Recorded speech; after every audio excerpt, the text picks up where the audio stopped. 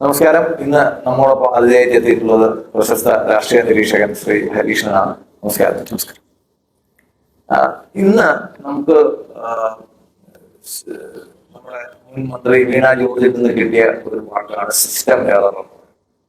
നമ്മൾ നോക്കുമ്പോൾ താക്കൂർ സ്ഥാനത്തിരിക്കുന്നത് ശ്രീ രമേശ് ചെന്നിത്തലയാണ്. മുൻപ് ആഭ്യന്തരമന്ത്രിയായിട്ട് ഇരുന്നിട്ടുള്ള ആളാണ്. വളരെ ചെറുപ്പത്തിലെ മന്ത്രിയായിരുന്നു.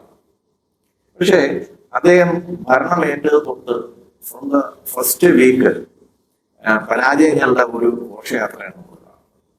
ആദ്യമായിട്ട് നമ്മൾ കണ്ടത് ശ്രീ രമേശ് ചെന്നിത്തല ആഭ്യന്തരമന്ത്രിയായിരിക്കും തിരുവനന്തപുരം DCP ലീവ് എടുത്തിട്ട് പോവുകയും ഒരു റീപ്ലേസ്മെന്റ് ഇല്ലാതെ പോവുകയും. തലസ്ഥാനത്തിന്റെ DCP എന്ന് പറയുമ്പോൾ വളരെ പ്രധാനപ്പെട്ട ഒരു പോസ്റ്റാണ്.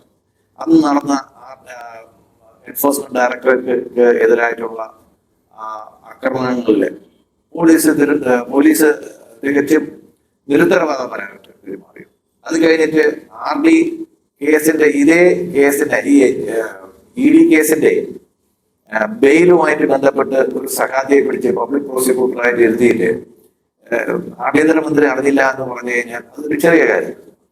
അത് കഴിഞ്ഞ് ശബരിമലയിലെ മോഷണ കേസുമായിട്ട് ബന്ധപ്പെട്ടിട്ട് ഇതുവരെയും ആ അന്വേഷണം, അതായത് കഴിഞ്ഞ LDF സർക്കാർ നിയമിച്ച സ്പെഷ്യൽ ഇൻവെസ്റ്റിഗേഷൻ ടീമിൽ നിന്ന് ഒരാളെ പോലും മാറ്റുകയോ ഒരാളെ പോലും ആഡ് ചെയ്യുകയോ ഒന്നും ചെയ്തിട്ടില്ല.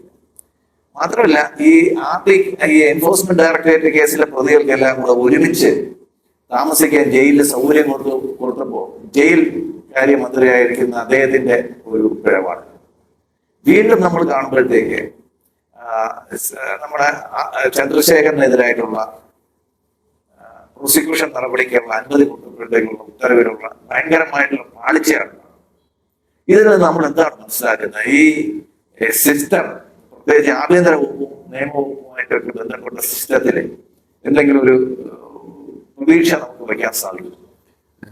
നമസ്കാരം. ഇതിൻ്റെ ഒരു പ്രധാനപ്പെട്ട പ്രശ്നം കോൺഗ്രസിലേക്ക് ഭരണം എത്തിയെങ്കിലും സിസ്റ്റം മൊത്തത്തിൽ ചേഞ്ച് ആയില്ല എന്നുള്ളതാണ്. അത് ഇപ്പോഴും ഒരു ലെഫ്റ്റ് അലൈൻഡ്, ലെഫ്റ്റ് ഇൻക്ലൈൻഡ്, ഇടത്തേക്ക് ചരിഞ്ഞു നിൽക്കുന്ന ഒരു സിസ്റ്റമായി തുടരുന്നു എന്നതാണ് ഇതിൻ്റെ ഏറ്റവും പ്രധാനപ്പെട്ട പ്രശ്നം. ഇതിൽ ഗീനാകുമാരിയേക്കാൾ കൂടുതൽ പ്രശ്നം ഉണ്ടാക്കിയത് കേരള പോലീസാണ്. അതായത് പോലീസ് കൊടുത്ത ഫയൽ, പോലീസ് കൊടുത്ത അന്വേഷണ റിപ്പോർട്ട്, ആ റിപ്പോർട്ടിൻ്റെ അടിസ്ഥാനത്തിലാണ് ഈ 9ാം പ്രതി ഫേവർ ചെയ്തുകൊണ്ട് അവർ കോടതിയിൽ പ്രസന്റ് ചെയ്തത്. അതിൽ ഗീനാകുമാരിക്ക് കൃത്യമായ റോളുണ്ട്. അത് കാരണം ഈ റിപ്പോർട്ടിനെ മറിച്ച് ചോദ്യം ചെയ്യാനോ എന്തെങ്കിലും തരത്തിലുള്ള കൂട്ടിച്ചേർക്കലുകളോ മറ്റു കാര്യങ്ങളോ നടത്താനോ ഒന്നും അവരും സന്നദ്ധമായില്ല. എന്നാൽ പോലീസ് റിപ്പോർട്ടും ഈ രീതിയിലാണ് കൊടുത്തത്. അങ്ങനെ ഒരു പോലീസിൻ്റെയും അതോടൊപ്പം തന്നെ ഗീനാകുമാരി രണ്ടുപേരുടെയും ചേർന്നുള്ള ഒരു വീഴ്ചയാണ്. ഏറ്റവും പ്രധാനമായിട്ടും പോലീസാണ് ഇതിൽ പങ്കുവച്ചത്. കാരണം പോലീസ് എപ്പോഴും ഈ ഒരു സമയത്ത് ഇടത്തോട്ട് ചരിഞ്ഞു നിൽക്കുന്ന ഒരു പോലീസിനെയായിരുന്നു ആ സമയങ്ങളിലൊക്കെയും കണ്ടത്.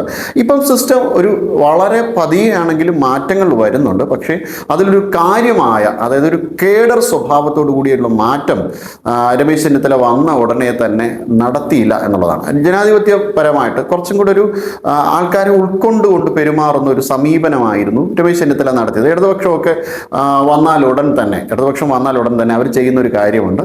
പ്രധാനപ്പെട്ട ഉദ്യോഗസ്ഥന്മാരെ മുഴുവനായി മാറ്റും. അവർ മൊത്തത്തിൽ മാറ്റിയതിന് ശേഷം അവർക്ക് ഫേവറബിൾ ആയിട്ടുള്ള ഉദ്യോഗസ്ഥന്മാരെ നിയമിക്കുന്നതാണ് അവരുടെ ഒരു രീതി. ആ രീതിയിൽ നിന്ന് വ്യത്യസ്തമായി കുറച്ചുകൂടി ആൾക്കാരെ ഉൾക്കൊള്ളണം എന്ന് തീരുമാനിച്ചുകൊണ്ടായിരുന്നു രമേശ് ചെന്നിത്തലയൊക്കെ അധികാരത്തിലേക്ക് വന്നതും. അത് ഒരു പാളിച്ചയായി പോയി എന്ന് പിന്നീട് തെളിയിക്കപ്പെട്ടു. എന്നാലും സിസ്റ്റം ഇപ്പോൾ വളരെ പതിയാണെങ്കിലും വല്ലയാണെങ്കിലും അതിൽ മാറ്റങ്ങൾ വരുന്നുണ്ട്. പക്ഷേ ഇതിൽ നേരത്തെ സൂചിപ്പിച്ചതുപോലെ പോലീസ് ആദ്യം എടുത്ത കുറേയധികം, ഇപ്പോൾ EDയുടെ വിഷയത്തിലാണെങ്കിൽ പോലീസ് വളരെ നിരുത്തരവാദിത്തപരമായിട്ടുള്ള പെരുമാറ്റം. കാരണം അതായത് ED കൊടുത്ത കേസിൽ പറയുന്നത് തന്നെ വളരെ തന്ത്രപരമായിട്ട് EDയെ ആക്രമിക്കാൻ വേണ്ടി തന്നെ ഒരു സന്നദ്ധമായി നിന്നു. ഇത് കേവലം ഒരു ചെറിയ തലത്തിൽ ആകസ്മികമായി സംഭവിച്ച ഒരു കാര്യമല്ല. നമുക്ക് ഈ നിയമത്തിലൊക്കെ പറയും പോലെ വളരെ ഗൂഢാലോചനയോടുകൂടി എടുത്ത ഒരു ആക്ടസ്ട്രിയ മെനിസ്ട്രിയ എന്ന് പറയുന്ന തരത്തിൽ ഒരു ആക്ട് മാത്രമല്ല അവിടെ നടന്നത്. മാനസിക പിന്തുണയോടുകൂടി അല്ലെങ്കിൽ ഗൂഢാലോചന സ്വഭാവത്തിലുള്ള ഒരു ആക്രമണമായിരുന്നു. അത്തരം ഒരു ആക്രമണത്തിനെ വളരെ ഫ്രജൈലായി ആയിട്ടും വൾണറബിൾ ആയിട്ടും സമീപിക്കുന്ന ഒരു സമീപനമായിരുന്നു ആദ്യത്തെ പിഴവ്. അത് കഴിഞ്ഞിട്ടുള്ള പ്രശ്നമാണ്. ഇപ്പം ഇടതുപക്ഷത്തിനെ സംബന്ധിച്ചിടത്തോളം അവർക്ക് പിണറായി വിജയനെ പിന്തുണച്ചേ മതിയാകുകയുള്ളൂ. കാരണം ഈ കേസ് യഥാർത്ഥത്തിൽ വീണ തൈക്കണ്ടിക്ക് നേരെയല്ലെന്ന് വളരെ കൃത്യമായിട്ട് അറിയാം. അതുകൊണ്ടാണ് നമുക്ക് ആദ്യം മുതൽ തന്നെ നമുക്ക് അറിയാവുന്ന ഒരു കാര്യമുണ്ട്. ഇപ്പോൾ ബിനീഷ് കോടിയേരിയുടെ വിഷയം വന്നപ്പോൾ എന്തായിരുന്നു ഇടതുപക്ഷത്തിന്റെ സമീപനം? അന്ന് പാർട്ടി സെക്രട്ടറി ഉൾപ്പെടെയുള്ള ആൾക്കാർ ബിനീഷിന്റെ വ്യക്തിപരമായ കേസാണ് എന്ന് പറഞ്ഞ് മാറ്റിവെക്കേണ്ടായി. കാരണം അതിന്റെ ലിങ്ക് ഒരു കാരണവശാലും കോടിയേരി ബാലകൃഷ്ണനിലേക്കോ അല്ലെങ്കിൽ സംസ്ഥാന നേതൃത്വത്തിലേക്ക് എത്തില്ല. അത് ബിനീഷിന്റെ മാത്രം പ്രശ്നമായി മാറി നിൽക്കും. ഇവിടെ വീണയുടെ വിഷയം വന്നപ്പോൾ വളരെ കൃത്യമായിട്ട് അതിനകത്ത് ഇടപെട്ടതിന്റെ കാരണം എന്ന് പറഞ്ഞാൽ അത് കേവലം ഒരു ബിനാമി റോൾ അല്ലെങ്കിൽ ഒരു ഇൻഡിവിജ്വൽ, ഒരു ഐസൊലേറ്റഡ് റോൾ മാത്രമല്ല വീണയ്ക്ക് അവിടെ ഉണ്ടായിരുന്നത്. വീണയ്ക്ക് വളരെ കൃത്യമായൊരു ലിങ്ക് ഉണ്ട്, വളരെ കൃത്യമായൊരു ചാലകമായിരുന്നു വീണ. അത് നേരെ പിണറായി വിജയനിലേക്ക് ഈ സാമ്പത്തിക തട്ടിപ്പ്, ഇതുമായി ബന്ധപ്പെട്ട മറ്റ് കാര്യങ്ങളൊക്കെ പിണറായി വിജയനിലേക്ക് വളരെ കൃത്യമായി എത്തും എന്ന് അവർക്ക് വളരെ നല്ല ഒരു ധാരണയുള്ളതിൻ്റെ പുറത്ത് ഉണ്ടാക്കിയ ഒരു ഗൂഢാലോചനയാണ്.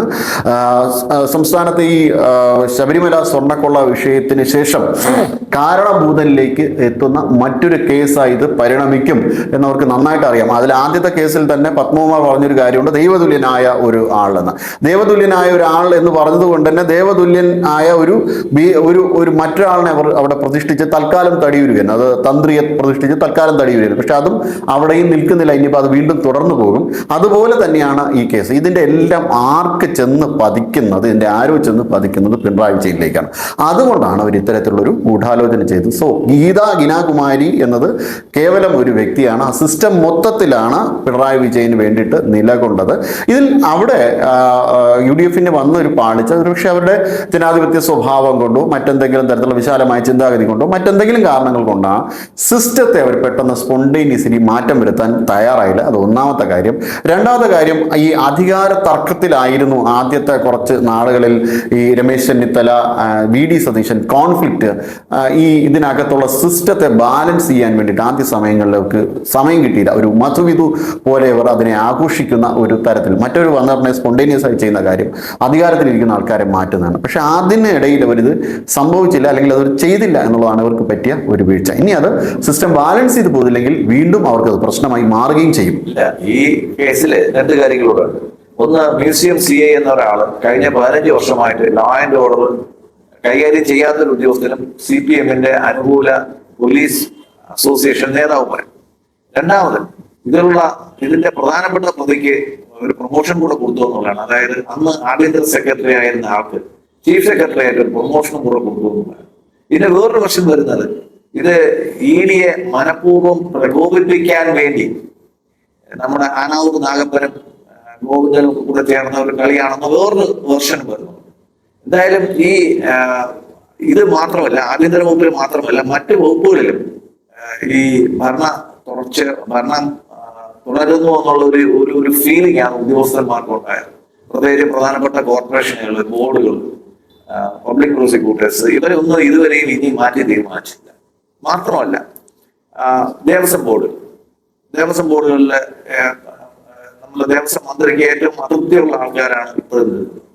മാത്രമല്ല ഈ ആരോഗ്യ വകുപ്പിലെ ഡയറക്ടറേറ്റ് DHS മന്ത്രി വന്നിട്ട് മുതലേ പോലെ ഭരണപ്രധാനായ ഒരു വ്യക്തിയായിട്ട് പോലും അദ്ദേഹം ആ DHS മാറ്റിയില്ല. ഇതൊക്കെ കാണിക്കുന്നത് ഭരണ തുടർച്ചയിലേക്കാണോ നമ്മൾ പോയിക്കൊണ്ടിരിക്കുന്നതെന്നാണ്.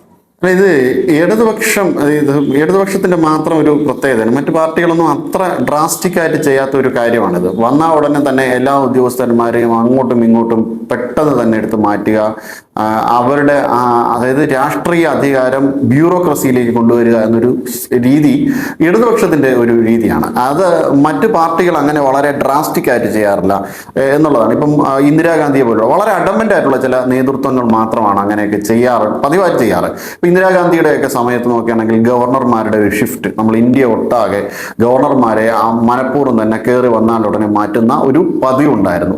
അത് ഒരു പൊളിറ്റിക്കൽ ഇൻക്ലിനേഷൻ ബ്യൂറോക്രസിയിൽ ഉണ്ടാക്കുന്നതിന് കാരണമാകും. നമ്മൾ വിധേയത്വം പാടില്ല എന്നതാണ്. ഉദ്യോഗസ്ഥർക്ക് അങ്ങനെ ഒരു രാഷ്ട്രീയമായ വിധേയത്വം പാടില്ല എന്ന് പറയുന്ന ആ ചിന്താഗതിക്ക് ഘടകവിരുദ്ധമായിട്ടുള്ള ഒരു സമീപനമാണത്. അത് സത്യത്തിൽ ജനാധിപത്യത്തെ അട്ടിമറിക്കുന്ന ഒരു സമീപനം കൂടിയാണത്. അങ്ങനെ ഒരു സമീപനം സത്യത്തിൽ കോൺഗ്രസ് കാണിക്കാറില്ല. അത് ജനാധിപത്യപരമായി ശരിയാണ് എന്നൊരു വാദഗതിയും എനിക്കില്ല. ഈ ഉദ്യോഗസ്ഥർ കുറച്ചുകൂടി വിശാലമായി ഒരു പൊളിറ്റിക്കൽ ബോസിംഗ് എന്നതിനപ്പുറം, അതായത് പൊളിറ്റിക്കൽ ബോസിംഗ് എന്ന് പറയുമ്പോൾ കക്ഷി രാഷ്ട്രീയ ഭേദമന്യേ പെരുമാറേണ്ട, വളരെ കണ്ടിന്യൂസ് ആയിട്ട് പെരുമാറേണ്ട ആൾക്കാരാണ് ഇവർ. അവരെവിടെ എന്തെങ്കിലും വീഴ്ച വരുത്തുന്നുണ്ട് എങ്കിൽ തീർച്ചയായിട്ടും അവരെ മാറ്റണം. ഇനി അത് അവരിവിടെ വീഴ്ച വരുത്തി എന്ന്, സിസ്റ്റത്തിൽ ഒരു വീഴ്ച വരുത്തി എന്ന് തെളിഞ്ഞ സ്ഥിതിക്ക് ഉദ്യോഗസ്ഥരെ അവിടുന്ന് മാറ്റേണ്ടതാണ്, കുറച്ചുകൂടി ജാഗ്രതയോടുകൂടി പെരുമാറേണ്ടതുമാണ്. അപ്പം ഇതാണ് അതിനുള്ള എൻ്റെ ഒരു വ്യക്തിപരമായൊരു സമീപനം അങ്ങനെയാണ്. അതായത് പൊടുന്നനെ വന്ന ഉടനെ തന്നെ എല്ലാവരെയും മാറ്റുന്ന ഒരു രീതി അതൊരിക്കലും അത് വിശാലാർത്ഥത്തിൽ ഈ ഒരു ജനാധിപത്യ മൂല്യത്തിന് നിരക്കുന്ന ഒരു സമീപനമല്ല. അത് സിസ്റ്റത്തിൻ്റെ ഒരു ഫെയിലിയർ അതിനകത്തുണ്ട്. കാരണം ഇപ്പോഴും സിസ്റ്റം എക്സിസ്റ്റ് ചെയ്യുന്നത് പിണറായി വിജയനോട് ഇൻക്ലൈൻ ചെയ്തുകൊണ്ടാണ്. കാരണം ആ രീതിയിൽ അവരെ മോൾഡ് ചെയ്ത് മാറ്റിക്കഴിഞ്ഞു. 10 വർഷം കൊണ്ട് അവർ ചെയ്ത ഒരു കാര്യമെന്ന് ഡീമോറലൈസ് ചെയ്തു, സിസ്റ്റത്തെ ഡീമോറലൈസ് ചെയ്തു, സിസ്റ്റത്തെ നശിപ്പിച്ച് കളഞ്ഞു 10 വർഷം കൊണ്ട്. എങ്ങനെയാണോ ബംഗാളിലൊക്കെ ഇപ്പോൾ നമ്മൾ കാണുന്ന ഒരു കാര്യം, ബംഗാളിൽ 15 വർഷം കൊണ്ട് അവിടുത്തെ പോലീസിനെ വന്ധീകരണം നടത്തുക എന്ന് പറയും പോലെ അവർക്ക് എന്താണോ ഒരു സ്വഭാവം വേണ്ടത് ആ രീതിയിൽ നിന്ന് വ്യത്യസ്തമായി അവരെ മാറ്റിയെടുത്തു എന്നതാണ് ആ ബംഗാളിലെ സിസ്റ്റത്തിൻ്റെ ഒരു ഫെയിലിയർ, ഒരു അരാജകത്വത്തിലേക്ക് ആ നാടിനെ നയിച്ചു കഴിഞ്ഞു. സോ ഡീമോറലൈസ് ചെയ്ത ആ സാധനത്തിനെ വീണ്ടും ജനാധിപത്യത്തിലേക്ക്, അതായത് പിണറായി വിജയൻ 10 വർഷം ഭരിച്ചതിൽ നിന്ന് ഏറ്റവും പ്രധാനപ്പെട്ട പ്രശ്നമുണ്ടായത് സിസ്റ്റത്തിന് തന്നെയാണ്. അതായത് സിസ്റ്റം കറപ്റ്റഡായി, സിസ്റ്റം ഇൻക്ലൈൻഡ് ആയി. ഒരു കാരണവശാലും സിസ്റ്റം ചേഞ്ച് ചെയ്യാൻ പാടില്ല. സിസ്റ്റം വളരെ കൃത്യമായ രീതിയിൽ മൂവ് ചെയ്തുകൊണ്ടിരിക്കേണ്ടതാണ്, ബ്യൂറോക്രസി. ഇതാണ് അവിടെ വന്നിട്ട് ഏറ്റവും വലിയ പാളിച്ച. ആ പാളിച്ചയും കൂടി ഇനി പരിഷ്കരിക്കപ്പെടുക എന്നൊരു ബേർഡൻ ഇപ്പോൾ കോൺഗ്രസിന്റെ കയ്യിലാണ്. നമ്മളൊരു പഴയ ഒരു പഴഞ്ചൊല്ലുണ്ട്, ഈ ചരിത്രം ആവർത്തിക്കപ്പെടും, പക്ഷെ രണ്ടാമത് ആവർത്തിക്കപ്പെടുമ്പോൾ അതൊരു കോമാളിയായിട്ട് തീരുമെന്നൊരു ചൊല്ലും. ഞാൻ ഇവിടെ പറയുന്ന ഒരു പാരലൽ എന്ന് പറയുന്നത്, വളരെ കാലത്തെ കോൺഗ്രസ് ഭരണത്തിന് ശേഷം BJPക്ക് അധികാരം കിട്ടി, ശ്രീ അടൽ ബിഹാരി വാജ്പേയി പ്രധാനമന്ത്രിയായി. ആ സമയത്ത് അദ്ദേഹം താങ്കൾ പറഞ്ഞ രീതിയിലാണ് പെരുമാറിയത്. ഒരു സെക്രട്ടറിമാരെ മാറ്റി, അതായത് 50 വർഷത്തോളം കോൺഗ്രസ് ആയിരുന്ന ഒരു സിസ്റ്റത്തില് ആൾക്കാരെ മാറ്റാതെ സിസ്റ്റം മാറ്റാൻ പറ്റില്ല എന്ന് അദ്ദേഹം കണക്കാക്കിയില്ല. അതിനുണ്ടായ പരിണിത ഫലം എന്ന് പറയുന്നത് BJP സർക്കാരിന്റെ നാണം കെട്ട ഒരു വീഴ്ചയാണ് ഉണ്ടായത്. ഭാരതം തിളങ്ങിയില്ല. ഭാരതം തിളങ്ങിയെന്നൊരു പരസ്യം കൊടുത്തെങ്കിലും ഭാരതം ഒട്ടും തിളങ്ങിയില്ല. അതേസമയം രണ്ടാമത് ശ്രീ നരേന്ദ്രമോദിജി വന്നപ്പോൾ അദ്ദേഹം ചെയ്തത് സെക്രട്ടറി തലത്തില് ഒന്നില് അദ്ദേഹം ഗുജറാത്തിലെ മുഖ്യമന്ത്രി ആയിരുന്നപ്പോൾ പ്രവർത്തിച്ച ആൾക്കാർ, അല്ലെങ്കിൽ ഗുജറാത്തുകൾ, അല്ലെങ്കിൽ അദ്ദേഹത്തിന് വ്യക്തിപരമായിട്ട് നേരിട്ട് അറിയാവുന്നവർ മാത്രമേ കേന്ദ്ര മന്ത്രാലയത്തിലെ പ്രധാന മന്ത്രാലയങ്ങളിലെ സെക്രട്ടറി ആക്കി വെച്ചു. ഇത് അദ്ദേഹത്തിന് 15 വർഷത്തോളം തുറന്നു ഭരിക്കാനുള്ള ഒരു അവസരം ഉണ്ടായി. നരസിംഹറാവുവിന്റെ കാലത്തിന് ശേഷം കോൺഗ്രസിന് ശേഷം 5 വർഷം സ്ഥിരമായിട്ട് ഭരിച്ചത് ശ്രീ അടൽ ബിഹാരി വാജ്പേയിയാണ്. അദ്ദേഹത്തിന് ഭരണം നഷ്ടപ്പെടുകയുണ്ടായി. അപ്പോ ഈ കാരണഭൂതൻ ഭരിക്കുമ്പോൾ ഭൂതത്താന്മാരെല്ലാം അവരുടെ കാര്യങ്ങൾ കൃത്യമായിട്ട് ഒരു അഡ്മിനിസ്ട്രേറ്റീവ് വർക്ക് ചെയ്തുകൊണ്ടിരുന്നു. ഇവിടെ കോൺഗ്രസിന്റെ ഈ പരാജയങ്ങളും ഗ്രൂപ്പ് പോലെയുള്ള, ഇനി വേറൊരു ഉദാഹരണം ഞാൻ പറയുകയാണെങ്കിൽ, ശ്രീ വി ഡി സതീശൻ ആദ്യം MLA ആകുമ്പോഴത്തേക്ക് നിയമസഭാ സമിതി ചെയർമാനായിട്ട് അന്വേഷിച്ച് കുറ്റക്കാരനാണെന്ന് കണ്ടെത്തിയ ശ്രീ VS അച്യുതാനന്ദന്റെ മകനാണ് ഇപ്പോഴും IHRയുടെ ഡയറക്ടർ. അദ്ദേഹത്തിന് നേരിട്ട് അറിയാവുന്ന കാര്യം, നേരിട്ട് വ്യക്തിപരമായിട്ട് അറിയാവുന്ന, അതിൽ ഉൾപ്പെട്ട അന്നത്തെ കമ്മിറ്റിയിൽ ഉൾപ്പെട്ട ആളാണ് ശ്രീ വിഷ്ണുനാഥ്. അപ്പോൾ അവർ തന്നെ ഒരിക്കൽ കണ്ടെത്തി എന്ന് പറയുന്ന ആൾക്കാരെ തിരിച്ച് അത് തിരുത്താൻ അവർ തയ്യാറാവുന്നില്ല. രണ്ടാമത് VD സതീശൻ വെഹമന്റായിട്ട് ഒപ്പോസ് ചെയ്ത ഒരു കാര്യമായിരുന്നു നമ്മുടെ ലോകായുക്ത നിയമം പിൻവലിക്കാൻ വേണ്ടിയിട്ട് സർക്കാർ തയ്യാറാവുന്നില്ല. അപ്പൊ ഇത് കഴിഞ്ഞ 10 വർഷത്തെ ഭരണത്തിന്റെ ഒരു തുടർച്ചയാണ് നടന്നുകൊണ്ടിരിക്കുന്നത് എന്നുള്ള ഒരു ഫീലിംഗ് ആണ് പൊതുവെ ജനങ്ങൾക്ക് ഉണ്ടാവുന്നത്. എന്ത് പറയുന്നു? അല്ല, ഇതിൽ ആദ്യത്തെ ഒരു കാര്യത്തിൽ പറഞ്ഞതിന് ശേഷമാണ്, കാരണം വാജ്പേയി ഗവൺമെന്റിന്റെ സമയം അതൊരു ഫെയിലിയർ ആണ് എന്ന് ഞാൻ വിശ്വസിക്കുന്നില്ല. കാരണം നമ്മൾ ഇന്ന് സംഭവിക്കുന്ന അതെ ഞാൻ മറുപടി പറയട്ടെ. അതായത് ഭരണ തുടർച്ചയുണ്ടാവാത്തതിന് മറ്റ് പൊളിറ്റിക്കൽ റീസൺസ്, വേറെ ഒരുപാട് പൊളിറ്റിക്കൽ റീസൺസ് ഉണ്ട്. പക്ഷെ ഇന്ന് നമ്മൾ ഈ കാണുന്ന മൊബൈൽ ഫോണിന്റെയൊക്കെ വിപ്ലവം, അതിന്റെ ഒരു ലാക്ക് ഓഫ് നമ്മൾ അതിന് മുന്നേ ഉള്ള സമയം നമ്മൾ നോക്കിയാൽ മനസ്സിലാവും. നമ്മളെക്കാൾ ഏറ്റവും കൂടുതൽ അതായത് ഇന്ത്യ പോലെ ഏകദേശം 100 കോടിയോളം ജനസംഖ്യയുണ്ട്, അന്ന് തന്നെ 100 കോടിയോളം ജനസംഖ്യ ഉണ്ടായിരുന്ന ഇന്ത്യയേക്കാൾ മൊബൈൽ ഫോണിന്റെ ഉപഭോഗം ശ്രീലങ്കയ്ക്ക് ഉണ്ടായിരുന്നു, നമ്മുടെ മറ്റ് പല രാജ്യങ്ങൾക്കുണ്ടായിരുന്നു. നമ്മുടെ പോളിസി ലാക്സിന്റെ ഒരു പ്രശ്നമായിരുന്നു. ആ പോളിസി ലാക്സിന് കാര്യമായ രീതിയിൽ ഒരു ചലനം സംഭവിക്കുകയും നമ്മളെല്ലാം കണ്ടിട്ടുള്ള ഒരു കാര്യം തന്നെയാണ്. ധീരുഭായ് അംബാനിയുടെ ഒരു മൊബൈൽ ഫോൺ വിപ്ലവമൊക്കെ ആ സമയത്ത്, ഇപ്പം ജിയോ ഒക്കെ നടത്തിയതുപോലെ ആ സമയത്ത് ഒരു മൊബൈൽ ഫോൺ വിപ്ലവമൊക്കെ നടത്തുന്നത് ഒരു പോളിസി ഷിഫ്റ്റ് അവിടെ ഉണ്ടാവുന്നതുകൊണ്ടാണ്. അങ്ങനെ ലിബറലൈസേഷൻ്റെ ഒരു സെക്കൻഡ് ഷിഫ്റ്റ് ഉണ്ടാവുന്നതും നമ്മുടെ ഇന്ത്യയുടെ ഒരു സാമ്പത്തിക വികസനത്തിൻ്റെയൊക്കെ ഏറ്റവും പ്രധാനപ്പെട്ട പങ്ക് വഹിച്ചതുമായ കാലഘട്ടം ആ സമയത്തുള്ള ഒരു 5-6 വർഷമാണ്. ആ ഒരു ഷിഫ്റ്റാണ് നമ്മുടെ GDP ചേഞ്ച്, അതിൻ്റെ ബേസ്മെന്റ് ഉണ്ടായത്. അതായത് 8ലേക്ക് GDP 2007 നമ്മുടെ GDP 8ലേക്ക് കുതിക്കുന്നതിൻ്റെ ബേസ് വർക്ക് നടന്ന ഒരു കാലവും അതാണ്. അപ്പം ആ സമയത്ത് നമുക്ക് കാര്യം, പിന്നെ മോദിയുടെ ഒരു സർക്കാരിൻ്റെ ഒരു സ്ട്രാറ്റജിക് ഷിഫ്റ്റാണ്, അതൊരു സിസ്റ്റം ഷിഫ്റ്റ് അല്ല, അതൊരു സ്ട്രാറ്റജിക് ഷിഫ്റ്റാണ്. അതായത് പോളിസി ബേസ്ഡ് ഷിഫ്റ്റാണ് അവിടെ ഉണ്ടാകുന്നത്. അപ്പോൾ നമുക്ക് എന്താ പറയുക, പ്ലാനിംഗ് ബോർഡ് മാറുന്നു, അങ്ങനെ പല കാര്യങ്ങളിലും ഒരു സ്ട്രാറ്റജിക്കൽ ഷിഫ്റ്റ് നടക്കുകയും നമ്മുടെ ബേസിക് ആയിട്ടുള്ള പല കാര്യങ്ങൾ പോലും, ഇപ്പോൾ സബ്സിഡിയുടെ കാര്യത്തിലായാലും ടാർഗറ്റഡ് സബ്സിഡീസ്, ജാം ട്രിനിറ്റിയിലൊക്കെ പോകുന്ന തരത്തിൽ, അതായത് ഒരു പൊസിഷൻ ഷിഫ്റ്റ് ചെയ്ത് ആ സിസ്റ്റം മെയിൻറ്റെയിൻ ചെയ്യുകയല്ല, ഒരു സ്ട്രാറ്റജിക് ഷിഫ്റ്റ് അവിടെ നടക്കുന്നു. അപ്പോൾ പുതിയ ആൾക്കാർ അവിടെ വന്നേ മതിയാകും, പുതിയ രീതിയിലുള്ള ഭരണ സംവിധാനത്തിലേക്ക്. അതിപ്പോൾ നമുക്കൊരു ലിബറലൈസേഷനിലേക്ക് എത്തിയ സമയത്ത് നമ്മളൊരു 92 ഒരു ഷിഫ്റ്റ് നടന്നു. ആ ഷിഫ്റ്റിന് ഏകദേശം കറസ്പോണ്ടിങ് ആയിട്ട് മറ്റൊരു ഷിഫ്റ്റാണ് 2014 നടന്നത്. അപ്പോൾ അത് മറ്റൊരു വിഷയമാണ്. ഇനി ഇവിടേക്ക് തന്നെ കടന്നു വന്നു കഴിഞ്ഞു കഴിഞ്ഞാൽ കൃത്യമായും ഇപ്പോൾ സിസ്റ്റം കറപ്റ്റഡ് ആണ്, സിസ്റ്റം മാറ്റിയേ പറ്റുള്ളൂ. ഇപ്പോൾ ബംഗാളിൽ എങ്ങനെയാണോ BJP നടത്തുന്ന ഒരു സമീപനം, ആ സമീപനം തന്നെ കേരളത്തിലും കൊണ്ടുവന്നേ പറ്റുള്ളൂ. കാരണം ഡീമോറലൈസ് ചെയ്യപ്പെട്ടു കഴിഞ്ഞു. ഡീമോറലൈസ് ചെയ്ത് സിസ്റ്റത്തിനെ പിന്നെ നമുക്ക് ആ സിസ്റ്റത്തിനെ അതേ രീതിയിൽ കണ്ടിന്യൂ ചെയ്യാൻ പറ്റില്ല. കാരണം ഇപ്പോൾ അജയ് പാൽ ശർമ്മയൊക്കെ ദത്തെടുത്ത് നേരെ ബംഗാളിലേക്ക് കൊണ്ടുവരികയും അവിടെ അജയ് പാൽ ശർമ്മയെ പ്ലേസ് ചെയ്യുകയും അടുത്ത 5 വർഷം അജയ് പാൽ ശർമ്മ അവിടെ റൂൾ ചെയ്യണം പോലീസിൽ. അപ്പം പോലീസിന്റെ തലപ്പത്ത് തന്നെ വലിയ രീതിയിൽ മാറ്റം അവിടെ നടത്തിയിട്ടുണ്ട്. അതൊരു സ്ട്രാറ്റജിക് ഷിഫ്റ്റ് ആയിട്ട് വേണം നമുക്ക് നോക്കിയാൽ. കാരണം 15 വർഷം കൊണ്ട് മുഴുവൻ എൻ്റയർ ഫോഴ്സും എൻ്റയർ സിസ്റ്റവും അവർ തകർത്തെറിഞ്ഞുവെങ്കിൽ നമുക്ക് അവിടെ നിന്ന് ഒന്നേന്ന് തുടങ്ങേണ്ടതുണ്ട്. അപ്പം സ്റ്റേറ്റിന്റെ കാര്യം, കേരളത്തിന്റെ അവസ്ഥയും അത് തന്നെയാണ്. പിണറായി വിജയൻ ഭരണം നടത്തിയതിന് ശേഷം ആ സിസ്റ്റം മൊത്തത്തിൽ ലെഫ്റ്റ് ഇൻക്ലൈൻഡ് സിസ്റ്റമായിട്ട്, അല്ലെങ്കിൽ ലെഫ്റ്റിന് വേണ്ടി പ്രവർത്തിക്കേണ്ട മെഷീനറി ആയിട്ട് അവരെ മാറ്റുന്ന ഒരു സമീപം. അശോകൊക്കെ പറഞ്ഞതുപോലെ ഇങ്ങനെ ഞാൻ ചെയ്തു കഴിഞ്ഞാൽ അത് ലെഫ്റ്റിന് വേണ്ടി ഞാൻ പ്രവർത്തിക്കുന്നതിന് തുല്യമാണെന്ന് അദ്ദേഹം തുറന്നു പറഞ്ഞതുപോലെ ആ സിസ്റ്റത്തെ മൊത്തം ലെഫ്റ്റിന്റെ മെഷീനറി ആക്കി മാറ്റിയിട്ടുണ്ടെങ്കിൽ അവിടെ ഒരു പൊസിഷണൽ ആൻഡ് സ്ട്രാറ്റജിക് ഷിഫ്റ്റ് അവിടെ വരണം. അവിടെ കൂടിയാലോചനയുടെ ആവശ്യമുണ്ട്. വളരെ സഡൻ ആയിട്ടുള്ള റിയാക്ഷൻസ് അവിടെ വരേണ്ടതുണ്ട്. തീർച്ചയായിട്ടും അങ്ങ് പറഞ്ഞതിനോട് പൂർണ്ണമായും ഞാൻ യോജിക്കുന്നു. അതായത് ഇപ്പോൾ സിസ്റ്റം ഡിമോറലൈസ് ആയി എന്ന് ഉറപ്പ് വരുത്തി കഴിഞ്ഞ് കഴിഞ്ഞാൽ പിന്നെ സിസ്റ്റം അങ്ങനെ വെച്ചുകൊണ്ടിരിക്കാൻ പറ്റില്ല. സിസ്റ്റത്തെ പൊളിച്ചു പണിഞ്ഞേ പറ്റൂ. അതാണ് ഇനി ഇവിടെ സംഭവിക്കേണ്ടത്. നമുക്ക് കൺക്ലൂഡ് ചെയ്യാം. എന്തായാലും ഇതിനകത്ത് വേറൊരു പഴഞ്ചൊല്ലോട് പറയാണ്, നാഴിക്കകത്ത് ഇടങ്ങഴി കയറില്ല എന്ന് പറഞ്ഞ മാതിരി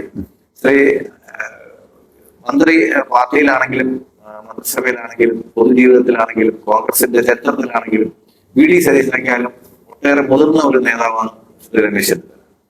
അപ്പോ രമേശ് ചെന്നിത്തല VD സതീശന് കീഴിൽ വർക്ക് ചെയ്യുമ്പോഴത്തേക്ക് ഉണ്ടാകുന്ന പ്രശ്നങ്ങളാണ് ഇതെന്ന് താങ്കൾക്ക് തോന്നുന്നു?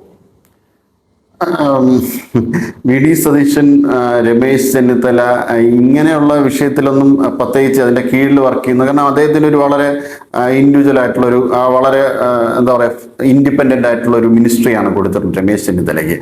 അപ്പം ഇതിനകത്ത് മറ്റ് ചില, ഇപ്പം മുഖ്യമന്ത്രി ആകാത്തതിൽ ചില പൊളിറ്റിക്കൽ റീസൺസ് ഉണ്ട്, അവരുടേതായ പൊളിറ്റിക്കൽ റീസൺസ്. അതിനകത്ത് മുസ്ലിം ലീഗിന് ഉൾപ്പെടെ പങ്കുണ്ട്. പക്ഷെ അതിനുശേഷം ഇപ്പോൾ എടുക്കുന്ന നിലപാടുകളിലൊന്നും രമേശ് ചെന്നിത്തലയുടെ മുകളിൽ കയറിയൊന്നും VD സതീശൻ ഒരു കാര്യം ചെയ്യാൻ പോകുന്നില്ല. അങ്ങനെ ചെയ്തു കഴിഞ്ഞ് കഴിഞ്ഞാൽ തീർച്ചയായിട്ടും അവിടെ ഒരു വലിയ പൊളിറ്റിക്കൽ റിഫ്റ്റ് ഉണ്ടാകും. കുറച്ചും കൂടെ ബെറ്റർ പെർഫോം ചെയ്യുന്ന ഒരു ഡിപ്പാർട്ട്മെന്റ് ആയിട്ട് ഈ രമേശ് ചെന്നിത്തല ഡിപ്പാർട്ട്മെന്റ് മാറി വരുന്നുണ്ട്. ഇപ്പോൾ അവരുടേതായ പോളിസി കൊണ്ട്. ഇപ്പോൾ പ്രശ്നം ഈ സിസ്റ്റത്തിൽ ബാധിച്ചിരിക്കുന്ന മാലിന്യമാണ്.